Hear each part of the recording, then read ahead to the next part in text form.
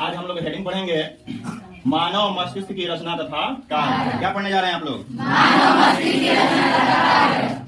चलिए, तो आप लोगों को बताया गया था कि हमारा मस्तिष्क जो है मुख्य रूप से 3 पार्ट में बटा होता है। कौन कौन से 3 पार्ट होते हैं जी? तो सेरिब्रम, कौन? सेरिब्रम, सेरिबेलम और मेडुला ऑब्लांगेटा। सेरिब्रम को हिंदी में क्या कहते हैं? प्रौ मस्तिष्क कहते हैं या अग्र मस्तिष्क भी कहा जाता है, याद रखिएगा, ठीक है। और सेरिबेलम को कहा जाता है अनुमस्तिष्क, इसको अनुमस्तिष्क भी कहा जाता है या पश्च मस्तिष्क भी कहा जाता है। पश्च का मतलब होता है पिछला, पीछे, तो पश्च मस्तिष्क भी कहा जाता है। और मेडुला ऑब्लांगेटा को मेडुला ऑब्लांगेटा ही कहा जाता है। तो इस तरह से मस्तिष्क के कितने भाग हो गए? 3। कौन कौन? सेरिब्रम, सेरिबेलम और मेडुला ऑब्लांगेटा। यानी कि अग्र मस्तिष्क, जिसे आप प्रमस्तिष्क कह सकते हैं, और पश्च मस्तिष्क या अनुमस्तिष्क और मेडुला ऑब्लांगेटा। अब देखिए, हम इसकी क्रिया विधि को थोड़ा समझते हैं। हमारा जो पूरा मस्तिष्क होता है, वाला हड्डी होता है, उस हड्डी को बोला जाता है क्रेनियम। क्या बोला जाता है? क्रेनियम। क्रेनियम नामक हड्डी से हमारा जो सिर होता है, जैसे सिर का सबसे, कहने का मतलब है कि सबसे पहले तो बाल होता है, और बाल के बाद स्किन होगा, यानी कि चमड़ा होगा, उसके बाद में जाकर के हड्डी मिलेगा जी। तो ये जो हड्डी होती है बहुत कठोर होती है, बहुत कठोर होती है। हमारे सर का हड्डी बहुत कठोर होता है, ये समझ रहे हैं। इस हड्डी का क्या नाम है? क्रेनियम। तो हमारे शरीर का, सिर का जो हड्डी होता है वो किस हड्डी का बना, मतलब किस हड्डी का बना होता है? क्रेनियम। उस हड्डी का नाम है क्रेनियम, सिर के हड्डी का नाम है क्रेनियम। तो मान लीजिए कि सबसे ऊपर वाला ये जो भाग हो गया वो क्या हो गया जी? क्रेनियम हड्डी का हो गया, एक हड्डी है। अब देखो, उसके बाद का जो भाग होता है, उसके बाद एक पतली सी झिल्ली होती है। कहने का मतलब ये है हमारा मस्तिष्क। ये क्या है? मस्तिष्क। और ये है हमारा ऊपर वाला क्रेनियम नाम की हड्डी। अब इस मस्तिष्क और इस क्रेनियम नाम की जो हड्डी है उसके बीच में होती है एक पतली झिल्ली, ठीक है ना। क्योंकि मान लीजिए कि हड्डी से डायरेक्ट दिमाग टच नहीं रहेगा, क्योंकि ये मुलायम संरचना होती है, मुलायम संरचना होती है, कोमल संरचना होती है। तो एकदम मान लीजिए कि कोमल संरचना है और हड्डी जो है एकदम बहुत कठोर संरचना है, तो दोनों को सटा तो नहीं देंगे आप, क्योंकि घर्षण होगा, फिर दिक्कत हो जाएगा। इसलिए ये बीच में एक पतली सी झिल्ली होती है, जिसे हम कहते हैं, आप मेनिंजोइट बोल सकते हैं या मेनिंजेज बोल सकते हैं। ये पतली झिल्ली क्या करती है जी? तो ये जो हड्डी होती है ऊपर वाला, जो खोपड़ी की हड्डी होती है, क्रेनियम नाम की जो हड्डी होती है, मस्तिष्क को उससे क्या करता है? अलग करने का काम करता है। समझ लीजिए कि बीच में एक पोलोथीन जैसा रहता है जिसमें दिमाग रहेगा, और उसके ऊपर से रहेगी हड्डी। लेकिन ये जो पतली झिल्ली होती है, जिसका नाम कौन सी है? मेनिंजेज या मेनिंजोइट। तो उसके बाद एक द्रव पाया जाता है। द्रव समझते हैं ना? द्रव समझते हैं, द्रव क्या? उसको बोला जाता है सेरिब्रोस्पाइनल द्रव। क्या बोला जाता है? सेरिब्रोस्पाइनल द्रव। ये सेरिब्रोस्पाइनल द्रव क्या करता है? तो बाहरी आघातों से मस्तिष्क की सुरक्षा करता है। बाहरी आघातों से मस्तिष्क की सुरक्षा करता है। बाहरी आघातों से क्या मतलब? मान लीजिए कि कोनो डंडा मार दो मुड़िए पर, है कि नहीं?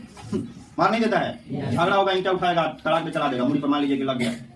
तो एक तो मान लीजिए कि ये हड्डी जो है बहुत मजबूत होती है, जल्दी चोट भीतर जाता नहीं है, ठीक है ना। ये हड्डी टूटेगा या टूटेगा तब में जाकर के इसके भीतर चोट जाएगा, है कि नहीं। हालांकि इसको तोड़ना इतना आसान नहीं होता है, बहुत कस के मारा जाए, या कहीं मान लीजिए कि कोई एक्सीडेंट हो जाए तभी जाकर के कुछ होता है। लेकिन इसके बावजूद भी यदि ज्यादा चोट लग जाए तो ये हड्डी जो है उसमें क्रैक आ जाता है या प्रभावित हो जाती है। तो उसके बाद जो आघात होता है, आपका जो चोट होता है, फिर भी दिमाग पर नहीं जाता है, उसको कौन रोकने का काम करता है? सेरिब्रोस्पाइनल द्रव। यानी कि ये बना हुआ है इस मस्तिष्क की सुरक्षा के लिए, कि बाहर से कोई आघात हो, कोई प्रहार हो तो दिमाग को क्या करेगा? बचाने का काम करेगा। हालांकि होता है कि नहीं। तो सबसे ऊपर क्या होता है? क्रेनियम नामक हड्डी होती है, उसके बाद मेनिंजेज नामक या मेनिंजोइट नामक झिल्ली होता है, और उसके बाद पाया जाता है कौन चीज? सेरिब्रोस्पाइनल द्रव। उसके बाद आता है हमारा भीतर क्या? दिमाग, जिसे मस्तिष्क कहा जाता है। समझ रहे हैं? अब आइए, पहले हम पढ़ेंगे किसके बारे में? सेरिब्रम के बारे में। किसके बारे में? सेरिब्रम। Cerebrum, cerebrum. सेरिब्रम को क्या क्या कहा जाता है बाबू? इसको बोला जाता है प्रमस्तिष्क, या इसको अग्र मस्तिष्क भी बोला जाता है। समझ रहे हैं? सब इसी का नाम है। प्रमस्तिष्क कहिए चाहे अग्र मस्तिष्क कहिए, इंग्लिश में इसको सेरिब्रम बोला जाता है। अब देखो, इसका काम हम समझेंगे। सबसे पहले तो ये समझिए, अग्र मस्तिष्क जब नाम ही है इसका, तो सीधा मतलब है कि ये आगे होगा, है कि नहीं। ये जो हमारा आगे वाला भाग होता है, ये यही होता है कौन सी? सेरिब्रम। देख रहे हैं ना, इसका मुंह इधर है ना जी, तो भाई आगे वाला भाग कौन सी है? सेरिब्रम, यानी कि अग्र मस्तिष्क है, प्रमस्तिष्क है, ठीक है। ये पूरे मस्तिष्क का 2/3 3 भाग होता है। कितना होता है? 2/3 या 66%। यानी कि 2/3 भाग का मतलब क्या समझते हैं कि 3 भागों में बांट दिया जाए पूरे मस्तिष्क को, तो 2 भाग खाली कौन सी है? अग्र मस्तिष्क, सेरिब्रम है कि नहीं? 66% समझते हैं ना आप लोग? 66% खाली, तो इसका मतलब सीधा है कि सबसे बड़ा कौन सा है? अग्र मस्तिष्क। सेरिब्रम सबसे ज्यादा हिस्से में है, माइंड में सबसे ज्यादा क्षेत्र लेकर के कौन बैठा है? सेरिब्रम। 66% वो अकेले लिया हुआ है, यानी कि 2/3 भाग। तो ये वाला बात आप याद रखिएगा, मस्तिष्क का सबसे बड़ा भाग है सेरिब्रम, अग्र मस्तिष्क। ठीक है। अब देखो ये वाला जो पार्ट होता है हमारा, ये अग्र मस्तिष्क है, सेरिब्रम है। हालांकि ये टोटल पार्ट इसी में आता है, ये सारे पार्ट किसमें आ जाते हैं? फिगर बना लिया है ना आप लोग? तो ये टोटल पार्ट आ जाते हैं किसके अंतर्गत? सेरिब्रम के अंतर्गत। ये वाला जो आता है वो हो जाता है पोस्ट मस्तिष्क, यानी कि सेरिब्रम, और नीचे वाला भाग हो जाता है मेडुला ऑब्लांगेटा। सबके अपने अपने कार्य हैं और यही हमको मुख्य रूप से इसमें समझना भी है। अब ये सेरिब्रम का कार्य क्या होता है जी देखिएगा। सेरिब्रम क्या करता है? जैसे मान लीजिए कि सेरिब्रम जो है वो हमारे माइंड का मेमोरी है। मेमोरी समझते हैं ना? क्या कहते हैं हिंदी में उसको? याददाश्त। कुछ भी आप याद करेंगे ना, कुछ भी आप याद करेंगे तो उसका नियंत्रण और समन्वय किसके द्वारा होता है? सेरिब्रम के द्वारा होता है। जिसका सेरिब्रम कमजोर होगा उसे कुछ याद ही नहीं होगा। सेरिब्रम का काम होता है, इसका काम ये होता है स्मरण शक्ति को बनाना। स्मरण शक्ति का मतलब होता है याददाश्त। जिनका सेरिब्रम ठीक रहेगा, बड़ा रहेगा, तेज रहेगा, कोई भी चीज उनको बहुत जल्दी याद हो जाएगा। ठीक है। अब मान लीजिए कि जिसका सेरिब्रम कम है, कमजोर है, छोटा है, ये अग्र मस्तिष्क जिसे हम कह रहे हैं, सेरिब्रम जो पढ़ रहे हैं, तो रट्टा मारते रह जाएगा, पढ़ते रह जाएगा, खूब मेहनत करेगा, लेकिन उसको जल्दी याद नहीं होता है। इसका मतलब क्या है? सेरिब्रम उसका कम है, मंद बुद्धि का हो जाता है। मंद बुद्धि समझते हैं ना? कम दिमागी आदमी हो जाता है जिसका सेरिब्रम क्या होता है? कमजोर होता है। क्योंकि यहां से देखिए, एक तो याददाश्त वाली शक्ति यहाँ रहती है। याददाश्त का मतलब समझ रहे हैं ना आप लोग? कुछ भी आप याद करिएगा तो उसको लॉन्ग टाइम तक दिमाग में स्टोर करने की क्षमता। ठीक है। मान लीजिए कि आप याद कर गए, अभी याद बा, कितना पता चलेगी थोड़ी देर के बाद, 2 दिन के बाद भूल गया, तो ये भूलने नहीं देगा। जिसका ये ठीक रहेगा सेरिब्रम, वो भूलेगा नहीं कोई भी बात जब याद कर लेगा। तो उसी को कहा जाता है स्मरण शक्ति, यानी कि याददाश्त, मेमोरी पावर जो होता है इसमें रहता है। यहाँ से कंट्रोल होता है। और देखिए जैसे तर्क शक्ति, तर्क शक्ति समझते हैं? किसी से तर्क करना, बातचीत करना, तो वो कला आपको यहाँ से आएगी इसके अंतर्गत। तर्क शक्ति का नियंत्रण एवं समन्वय भी यहीं से होता है। चाहे मान लीजिए कि नैतिक कर्तव्य जो होते हैं आपके, नैतिक कर्तव्य समझते हैं? सुबह में उठना चाहिए, पढ़ने जाना चाहिए, माता पिता का आदर करना चाहिए, झगड़ा झंझट नहीं करना चाहिए, ये सब का जो नियंत्रण और समन्वय होता है वो किसके द्वारा होता है? सेरिब्रम के द्वारा होता है। और देखिए जागरूकता, जागरूकता समझते हैं? उत्सुकता। जैसे मान लगे किसी को आप देखिएगा वो पढ़ने के लिए इच्छुक रहेगा, तो किसी का बॉडी लैंग्वेज जो होता है ना, बॉडी लैंग्वेज समझते हैं ना, शारीरिक भाषा, तो उसको लगेगा कि ये कुछ जानना चाह रहा है, पढ़ना चाह रहा है, उसको देखने से लगेगा। अब कुछ लोगों को देखिएगा ना तो लगेगा कि मुंह लटके रहेगा, जैसे अभी तक ठीक है ना, आ जाएगा कोचिंग में बैठ जाएगा, ताकेगा है नहीं, मतलब उसको लगेगा देखने से कि क्या कर रहा है, टाइम पास कर रहा है, खाली ऐसे आया हुआ है। अब कुछ बच्चों को देखिएगा तो लगेगा कि ये उत्सुक हैं कुछ जानने के लिए। तो ये सब कंट्रोल कहां से होता है? सेरिब्रम। जागरूकता यहां से आती है। ठीक है। प्रतिभा, जो जिसको आप इंग्लिश में टैलेंट कहते हैं, समझ लीजिए कि जो आदमी, जो लड़का चाहे जो आदमी पढ़ने में बहुत तेज है, ठीक है ना, उसका सेरिब्रम अच्छा काम कर रहा है, सेरिब्रम अच्छा है, सेरिब्रम बड़ा है। आई बात समझ में? तो सेरिब्रम जिसका मजबूत रहेगा वो पढ़ने में भी तेज रहेगा, प्रतिभावान रहेगा, स्मरण शक्ति अच्छा रहेगा उसका, नैतिक कर्तव्य उसके अच्छे होंगे, और कोई कुछ भी चीज याद करेगा तो जल्दी याद होगा और बहुत लॉन्ग टाइम तक अपने अंदर वो याद करके रख सकता है। ये काम है कौन सी का? सेरिब्रम। ये सारे कार्य सेरिब्रम के द्वारा नियंत्रित होते हैं। आई बात समझ में? किताब में आप लोग पढ़े होंगे। अब देखो जी, सेरिब्रम के और भी 2 भाग होते हैं। ये जो है भाग देख रहे हैं आप लोग है चित्र में? इसके निचले भाग को कहा जाता है हाइपोथैलेमस। क्या कहा जाता है? हाइपोथैलेमस। और इसको बोला जाता है ऊपरी भाग को थैलेमस। क्या बोला जाता है? थैलेमस बोला जाता है। तो अब देखो थैलेमस जो है क्या करता है कि शरीर से, आपके शरीर से बाहर जितनी क्रियाएं होती हैं, एक्सटर्नल शरीर से बाहर जितनी क्रियाएं होंगी, तो उसकी अनुभूति जब आपको होगी तो उसका नियंत्रण किसके द्वारा होता है? थैलेमस के द्वारा होता है। आई बात समझ में? आपके शरीर के अंदर जो क्रियाविधि होती है वो आपको महसूस होती है, तो वो होता है किसके द्वारा? हाइपोथैलेमस के द्वारा। अब इसको थोड़ा डिटेल में समझते हैं, ठीक है ना। पहले हम समझेंगे कौन सी? थैलेमस। तो जैसे मान लीजिए कि गर्मी है, बहुत गर्मी है, तो ये आपके शरीर के अंदर है कि शरीर के बाहर है? मान लीजिए कि आज तापमान बहुत ज्यादा है, आपको गर्मी लग रही है, शरीर से बाहर क्रियाविधि हो रही है कि अंदर? बाहर हो रही है। ये बाह्य कारक हो गया ना जी। तो इसकी अनुभूति हमें कौन कराएगा? थैलेमस कराएगा। जैसे मान लीजिए कि बहुत ठंडा है, ठंडी लगेगी आपको, इसकी अनुभूति आपको कौन कराएगा? थैलेमस कराएगा। चाहे मान लीजिए कि कोनो आके पीट दहलस दूसरा लठ करके ये बाहरी न भइल जी। मान लो कि पीठी पर कोनो थपथपा दे उस पर या मान लो कि भैया तेरा पीछे से आके कोनो ठोक दहलस तो नहीं हो नहीं जाता। तो ये तो बाहरी हुआ ना जी। मान लीजिए कि आपको चोट लग गया तो इसका अनुभव कौन कराएगा आपको? कराएगा। मतलब जितनी जैसे मान लीजिए कि प्रकाश धूप निकल गया अजोर हो गया ये सब बाहरी है। मान लीजिए कि अंधेरा हो गया ये सब चीज का आभास आपको कौन कराएगा? नियंत्रण एवं समन्वय करेगा। मतलब आपके शरीर से बाहर एक्सटर्नल जितनी क्रिया विधि आप महसूस करेंगे। जैसे मान लो कि कौन चीज गर्म है जैसे पानी गर्म पानी चाहे गर्म लोहा है उसको छू दिया तो जल जाएगा। बर्फ है उसको छुएगा तो काला हो जाएगा है कि नहीं? तो इस सब का आभास होता है ना आपको। ये सारे कहां से नियंत्रित होते हैं? थैलेमस से। यानी कि शरीर से बाहरी जितने भी कार्य होंगे वो किसके द्वारा नियंत्रित होते हैं? चाहे मान लीजिए कि हमारी आवाज आपको सुनाई दे रही है ना बाहर से न जा रहा है तो इसका नियंत्रण एवं समन्वय भी कहां से होता है? थैलेमस से ही होता है। और ये थैलेमस किसका भाग है बताओ? यानी कि अग्र मस्तिष्क। हम अभी अग्र मस्तिष्क ही पढ़ रहे हैं। हम क्या पढ़ रहे हैं? सेरिब्रम ही पढ़ रहे हैं अभी। आई बात समझ में? अब सेरिब्रम जैसे मान लीजिए कि यहाँ हम लोग पढ़े कि हम लोगों का जो यादाश्त होता है चाहे जो हम लोग का कर्तव्य होता है चाहे जो हमको करना चाहिए ये सारी चीजें यहाँ से होती हैं। चाहे हमारा जो टैलेंट होता है प्रतिभा होता है हमारी जो उत्सुकता होती है सब किसके द्वारा नियंत्रित होता है? सेरिब्रम के। ये भी सेरिब्रम के ही पार्ट है। हाँ एक चीज देखिए कितना लोग हैं हम आप लोगों को बार बार कहते हैं कि थोड़ा पबजी वगैरह मत खेला करिए। यहाँ बताते हैं हम क्यों आपको बताते हैं ये बात।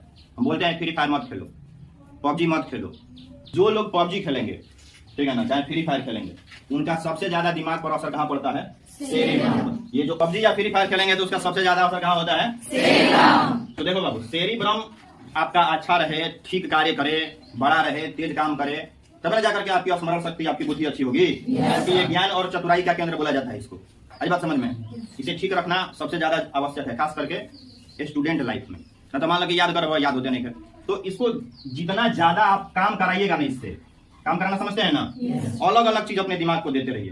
कभी कहानी का किताब पढ़िए समझ रहे हैं कभी कोई खेल खेल लीजिए पबजी फ्री फायर छोड़ करके माने मोबाइल वाला गेम का हम बात नहीं कर रहे हैं ठीक है ना। फिजिकली कोई खेल खेल लीजिए या कोई एक्टिविटी करिए अलग अलग कार्य करिए दिमाग पर अलग अलग लोड दीजिए। कभी ये चीज पढ़िए कभी इतिहास पढ़िए कभी कुछ पढ़िए कभी किसी से मिल लीजिए। एक ही बात को आप बार बार मत सोचते रहिए। कितना लोग ऐसा होता है कि एक ही चीज सोचता रहता है एक ही चीज बार बार उसके दिमाग में आएगी यही चीज में लगा ये सब गलत बात है। तो पबजी और फ्री फायर खेलना आज से आप छोड़ दीजिएगा समझ रहे हैं ना। नहीं तो सेरिब्रम क्या हो जाएगा? कमजोर हो जाएगा कुछ याद नहीं होगा किसी से बातचीत नहीं कर पाइएगा कुछ याद रख नहीं पाइएगा नैतिक दायित्व भूल जाइएगा। ये तमाम चीजें आपके साथ हो जाएंगी। तो जिसका सेरिब्रम कमजोर होता है उसका ये होता है। अब देखो अभी हम क्या पढ़ रहे थे? थैलेमस। तो थैलेमस क्या करता है बाबू कि शरीर के बाहर जो भी होता है उसको क्या करता है? नियंत्रित करता है। बता ही दिए हैं आपको। जैसे मान लीजिए कि शरीर के बाहर गर्मी लगेगी धूप लगेगा धूप जैसे मान लीजिए धूप में निकले आप धूप लगेगा तो बुझाएगा ना कि धूप लग रहा है आपको देह जलने लगेगा है कि नहीं?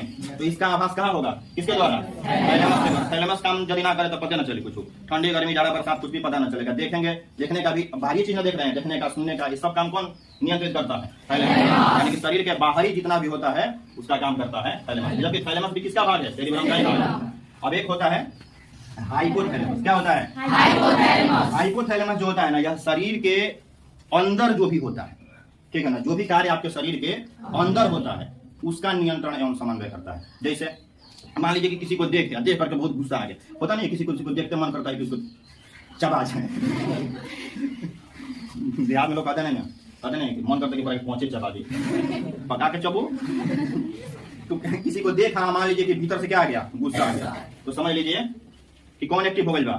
एक्टिव हो गई बा। गुस्सा आएगा जब शरीर के गुस्सा कौन सी है? शरीर के बाहर की शरीर के अंदर। भूख लगना पेशाब लगना ये शरीर के अंदर जितनी भी क्रियाएं होती हैं ठीक है ना उसका आभास कौन कराता है? किसी को देखकर घृणा करना घृणा शरीर के अंदर होता है कि बाहर? अंदर होता है। अब मान लीजिए किसी को मान लीजिए कि आप मेला में गए या देख लिए लगा कि अरे यार बाग में आ गए हवाएं बहने लगी ठीक है ना दुपट्टा उड़ रहा है और हमारे चेहरे पर से उड़ करके जा रहा है आप खो गए कौन एक्टिव हो गई बा? प्रेम कौन करावेला? ये जिम्मेदार बा। सारा जिसके लिए प्रेम आता है प्यार आता है आपको तो शरीर से बाहर से आता है कि भीतर से ना आएगा? तो कौन करा रहा है? थैलेमस करा रहा है। समझ रहे हैं ना? किसी को देख करके नफरत हो रहा है गुस्सा आ रहा है तो कौन करा रहा है? भूख लग रहा है प्यास लग रहा है पेशाब लग रहा है ये सब कौन करा रहा है? आपके शरीर के अंदर क्या जो इंटरनल कुछ अनुभव हो रहा है आपको आपके शरीर के अंदर कुछ अनुभव हो रहा है तो अनुभव का नियंत्रण एवं समन्वय कौन करता है? शरीर के बाहर वाला। एक चीज आपको यहाँ हम बताते हैं इस पर ध्यान दीजिएगा आप लोग ठीक है ना। हाइपोथैलेमस जो है ये यही प्यार करवाता है, आप जानते हैं। हमारे हिंदू धर्म में ये कहा गया है कि लहसुन प्याज नहीं खाना चाहिए, कहा गया है ना। और हम लोग इसका मजाक उड़ाते हैं कि लहसुन प्याज ना खिला से का हो जाए, बड़का धर्मात्मा बना तरफ। आपको हम बताते हैं कि पंडित जी लोग और साधु महात्मा लोग जो होते हैं वो लहसुन प्याज क्यों नहीं खाते हैं, ठीक है ना। इसका वैज्ञानिक कारण हम बताते हैं। किसी भी चीज हिंदू धर्म में ऐसा चीज है ना जिसको सिर्फ क्या किया गया है, धर्म से जोड़ दिया गया है कि लोग उससे क्या हो, डर करके इसको माने। लेकिन सब कहीं ना कहीं सबके अंदर वैज्ञानिक कारण है। देखो बाबू, लहसुन और प्याज के अंदर सल्फर की बहुत ज्यादा मात्रा पाई जाती है। किसकी? सल्फर। बहुत भारी मात्रा में सल्फर पाया जाता है लहसुन के अंदर और प्याज के अंदर। तो जब सल्फर शरीर के अंदर जाएगा ना, बहुत ज्यादा मात्रा सल्फर की चली जाएगी, तो हाइपोथैलेमस जो है ना वो एक्टिव हो जाता है। आई बात समझ में। और जितने महापुरुष लोग जैसे साधु महात्मा जी लोग जो होते हैं वो तो शादी ब्याह करते नहीं है, उनको प्रेम प्यार मोहब्बत से क्या बात है, कोई दिक्कत है नहीं उन लोगों को। और विद्यार्थी लाइफ में भी हम आप लोगों से कहते हैं ज्यादा तेल मसाला समझते हैं ना, बहुत खास करके तेल मसाला और लहसुन प्याज आदमी को कम खाना चाहिए। क्यों? क्योंकि जो ज्यादा तेल मसाला और खास करके लहसुन प्याज का जो ज्यादा सेवन करते हैं उनका हाइपोथैलेमस जो है बहुत ज्यादा एक्टिव रहता है और इसीलिए तुम लोग कांड करता है। बात समझ रहे हैं ना। तो हाइपोथैलेमस, अब इसीलिए साधु महात्मा जी लोग, कोई लोगों को इस चीज से बचना होता है ना, चाहे जो भी मान लीजिए कि विद्वान लोग हैं, है कि नहीं, चाहे जिनका भक्ति का मार्ग है, तो भक्ति के लिए तो ये सब छोड़ना पड़ेगा आपको। अब मान लीजिए कि लहसुन प्याज दबा करके खा रहे हैं, हाइपोथैलेमस पूरा एक्टिव है, तो सारा भक्ति लिपापोती कर देंगे कि नहीं कर देंगे। तो देखिए बाबू, लहसुन प्याज ज्यादा खाइएगा, उसमें सल्फर की मात्रा रहती है और सल्फर की जब शरीर में ज्यादा मात्रा जाती है तो हाइपोथैलेमस एक्टिव हो जाता है। और जब हाइपोथैलेमस एक्टिव हो जाता है तो दिमाग जो है वो प्रेम की तरफ, प्यार की तरफ भागता है। आई बात समझ में। इसीलिए लहसुन प्याज कम खाइएगा तो शरीर में थोड़ा ठंड। बता दिया आपको, इसका ये वैज्ञानिक कारण है, ठीक है ना। इसीलिए जो खास करके पंडित जी लोग जो काथा पूजा कराते हैं, ठीक है ना, चाहे जो नहीं भी कराते हैं, हमारे जैसे शुद्ध शाकाहारी आदमी लहसुन प्याज भी नहीं खाते हैं। तो हमको पता है कि हम क्यों नहीं खाते हैं। आप लोग इसका मजाक बनाते थे और बहुत सारे लोग आप समाज में देखिएगा तो इसका मजाक बनाते हैं कि लहसुन प्याज खाने से क्या होगा, ठीक है ना। अब आप लोग समझ गए ना इसका वैज्ञानिक कारण। लहसुन प्याज खाइएगा तो हाइपोथैलेमस क्या हो जाएगा, एक्टिव हो जाता है। और मान लीजिए कि किसी को देख लिए, 7 सेकंड के अंदर आपका हाइपोथैलेमस क्या हो जाएगा, एक्टिव हो जाएगा। पर अब उसको देखते रह जाएगा, जले सामने से गुजर ना जाएगी, कल देखते रहेगा। बात समझ रहे हैं नहीं। लड़कियों को इससे कोई प्रभाव नहीं पड़ता है। लड़कियों का जो हाइपोथैलेमस ग्लैंड होता है जल्दी एक्टिव नहीं होता है, लड़का लोग का बहुत ज्यादा एक्टिव रहता है, इसीलिए ना चप्पल खाता है कहीं कहीं। लड़कियां सब होती है वो जानबूझ करके करती है, पूरा मान लीजिए कि चेहरा वगैरह पेंट कर लेगी तो भीतर से तो पूरा करिया करिया रहेगी, ऊपर से और बरों से मार मार के एकदम बाल पूरा झाड़ लेगी, समझ रहे हैं ना। और वो पता चलेगा कि एक बलवा है लटका ली, और उसके बाद से एगो गया बस एक बार देख देंगे, उसके बाद अब बहुत देर तक लटकते रहेगा, पता चलेगा उसका हाइपोथैलेमस एक्टिव हो गया, ठीक है ना। यही दिक्कत है, ठीक है। सेरिब्रम जिसका कमजोर हो जाता है वो मंद बुद्धि का हो जाता है, कमजोर दिमाग का हो जाएगा, मतलब समझ लीजिए कि बोका हो जाएगा एकदम, पढ़ लिख बिल्कुल नहीं पाएगा। हाँ, उसको मान लीजिए कि मान लो कि जगह हाइपोथैलेमस सेरिब्रम जगह कमजोर बन होगा, बार बार वही चीज बताओ जी, बार बार वही चीज बताओ जी, समझे में नहीं। और जिस लड़का का ये सेरिब्रम ठीक रहेगा, बड़ा रहेगा, मजबूत रहेगा, उसको 1-2 बार बता दीजिए तुरंत समझ जाएगा, बहुत दिन तक याद रखेगा। आई बात समझ में। लोग कहते हैं कि इसको तेज करने के लिए दिमागीन एक दवा आती है, कोई पिया है, एक दवा आती है दिमागीन, ठीक है ना, जिससे ये तेज होता है। पता नहीं तेज होता है कि नहीं, ये तो हम नहीं जानते हैं, लेकिन लोग कहते हैं। एक वो आता है शंख पुष्पी, ठीक है ना, शंख पुष्पी एक लिक्विड होता है, सिरप जैसा, टॉनिक नहीं पीते हैं। तो किसी का मान लीजिए कि सेरिब्रम कमजोर है तो उसको थोड़ा शंख पुष्पी पिलाइए या दिमागीन पिलाइए, तो हो सकता है कि उसका दिमाग थोड़ा ठीक हो जाए। लेकिन ये हो सकता है, इसकी कोई गारंटी नहीं है, ठीक है। नहीं तो कहीं अपने ठोकर खाएगा तो तेज हो जाएगा। हाँ, नहीं तो दिमागीन वगैरह पिएगा तो हो सकता है कि थोड़ा चलाक हो जाए, गलत बात। तो देखिए जी, अभी तक हम क्या पढ़ रहे थे, अग्र मस्तिष्क के बारे में। किस मस्तिष्क के बारे में? अग्र मस्तिष्क पूरे मस्तिष्क का 2/3 भाग होता है, यानी 66% सबसे बड़ा होता है। इसका कार्य बता दिए, इन दोनों का कार्य भी हम बता दिए आपको। अब देखिए जी, अब दूसरा पार्ट क्या होता है, सेरिबेलम। सेरिबेलम को कहा जाता है पश्च मस्तिष्क या अनुमस्तिष्क। अनु माने पिछला, अनु माने या पश्च माने भी क्या होता है, पिछला। तो अनुमस्तिष्क कह लीजिए या पश्च मस्तिष्क कह लीजिए, या इंग्लिश में सेरिबेलम। अब इस पर हम लोग आते हैं, इसका क्या कार्य होता है इसको देखते हैं। देखो ये जो होता है ना, ये है सेरिबेलम, ये अग्र मस्तिष्क से छोटा होता है। आप समझ ही रहे हैं, अग्र मस्तिष्क इतना बात है, बाकी तो सब कमे कम हुई।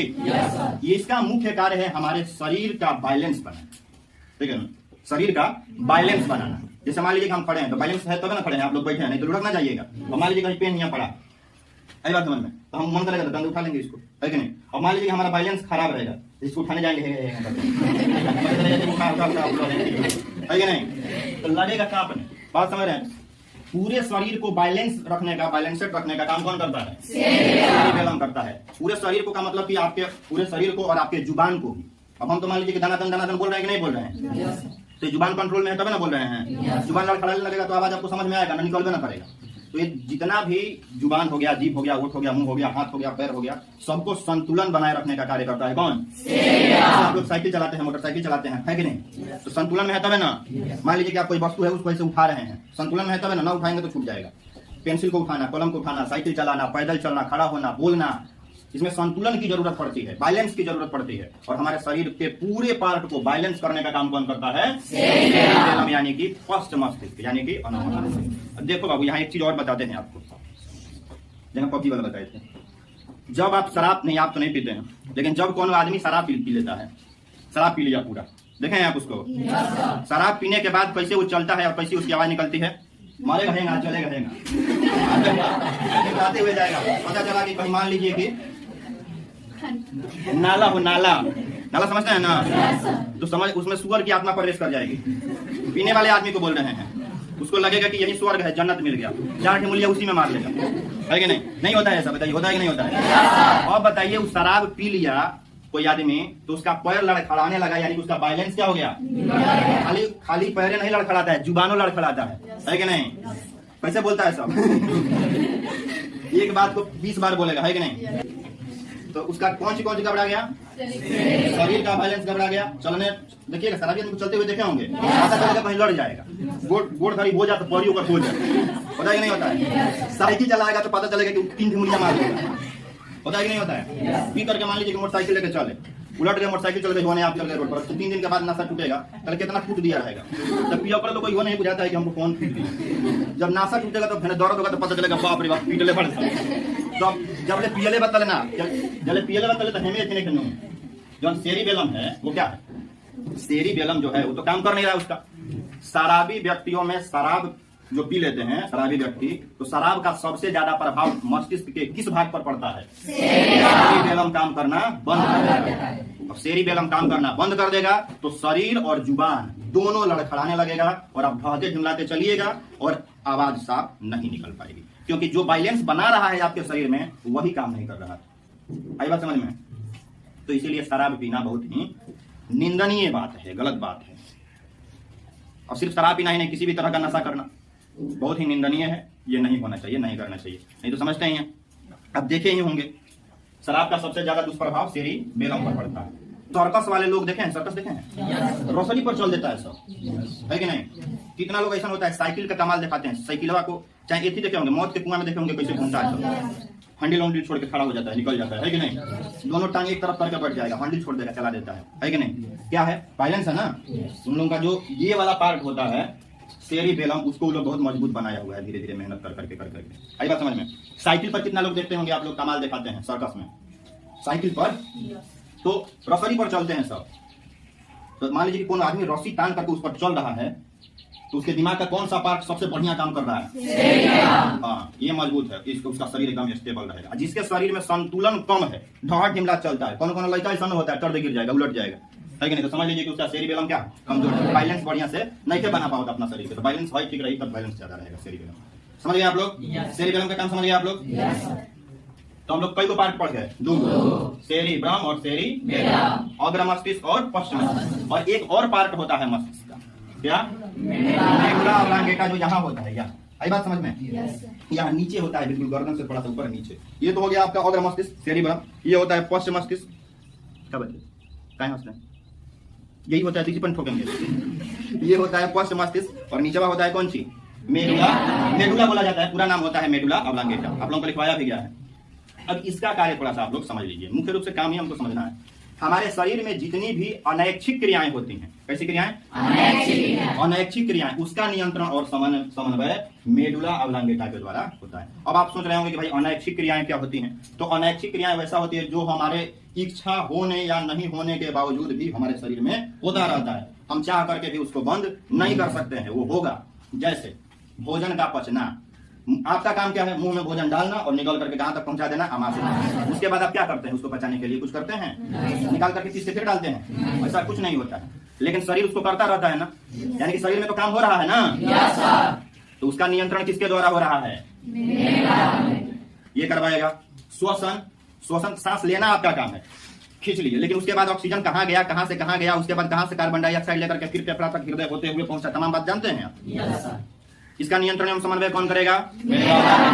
तो पाचन का, श्वसन का, ठीक है ना, या आपके शरीर के अंदर जितनी भी अनैच्छिक क्रियाएं होती हैं, जैसे अनैच्छिक क्रियाएं, पलक का झपकना, भाई पलक झपक जाता है ना, जान करके झपकाएंगे तो झपकेगा नहीं, तो ऐसे भी कभी कभी होता है, तो ये अनैच्छिक क्रिया हुई कि नहीं हुई? हृदय का धड़कना, रोक देव अपना से, रोक देव तो टिकट कट जाइए अभी, जब ले जिंदा पड़ा तक रोक देव करके। हृदय की धड़कन रोक सकते हैं आप, तभी रुकेगा जब फ्लाइट हो जाए, ऐसे तो ना रुकेगा वो। तो ये हृदय का धड़कना वो भी काम है, कुछ तो हो रहा है ना, कुछ का बहुत कुछ हो रहा है, तो उसका नियंत्रण और समन्वय कौन कर रहा है? Medulla oblongata. तो पाचन हो गया, श्वसन हो गया, हृदय का धड़कना हो गया, पलक का झपकना हो गया, यानी इसीलिए ये क्या है? अनैच्छिक क्रियाएं, और इसका नियंत्रण और समन्वय, जितनी अनैच्छिक क्रियाएं हैं आपके शरीर में वो मेडुला ऑब्लांगेटा के द्वारा नियंत्रित होती है, ये उसका काम करता है। अब आगे बात समझ में। और जितनी ऐच्छिक क्रियाएं हैं उसका कौन करता है? सेरिबेलम। बाकी इन लोगों का तो समझिएगा होंगे आप लोग बढ़िया से। तो ये है, तो कोई दिक्कत आप लोगों को? सारी बातें समझ में आ गई हैं? अब इस बात को लिखवा भी दिया जाएगा, कुछ पूछना है आपको? ठीक है।